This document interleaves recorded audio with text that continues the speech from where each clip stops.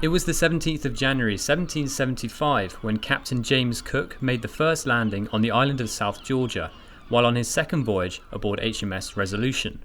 Many had made sightings of the small island in the South Atlantic before him, but Cook and his men were the first to reach the island, plant a British flag, fire a volley of musket shot, and claim the island for king and country.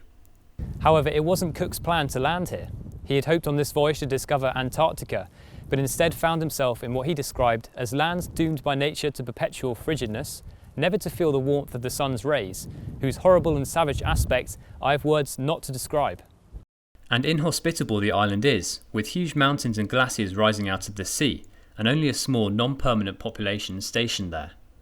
However, Cook reported that the island was full of a rich and diverse quantity of wildlife, so while he left disappointed at the discovery, the island later became known for the exploitation of the native whale and seal population.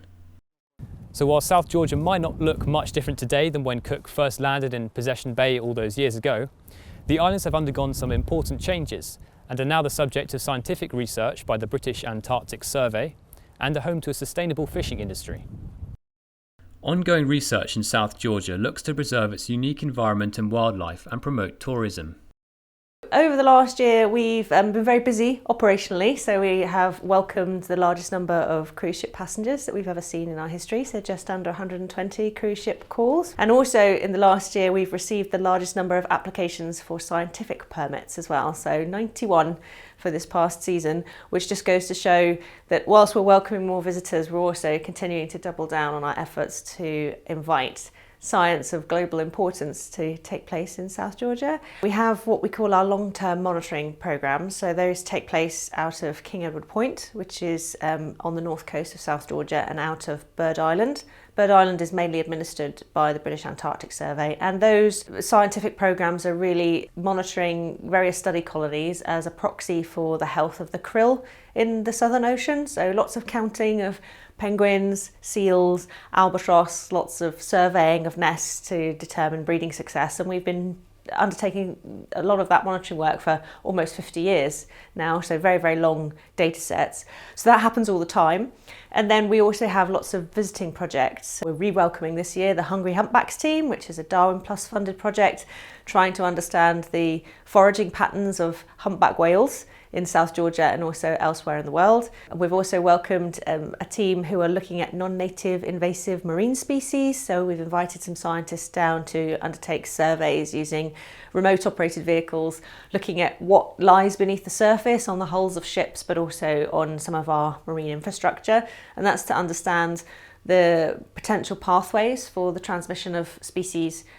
on ships that may colonise the marine environment that could cause damage or that aren't supposed to be there, and also understanding how climate change may provide an environment where those species might have the opportunity to thrive, whereas they didn't have an opportunity before, and that will inform our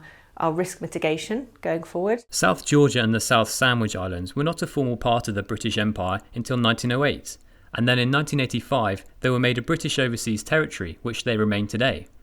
The South Georgia government remain proud of their long-standing relationship with the UK. We've also updated quite a lot of our legislation, so we'll be bringing new immigration legislation into force, hopefully in June, and we're doing a lot of preparation work for that as well as all the other bits and bobs that we just continue to deliver in South Georgia, making sure that British sovereignty continues to be projected, that our fisheries protection vessel continues to patrol just over 1 million square kilometres of protected ocean, that we've been licensing sustainable fisheries, so very, very busy. It's really important for the team on South Georgia, but also for our wider family of stakeholders and interested people, because it's a really good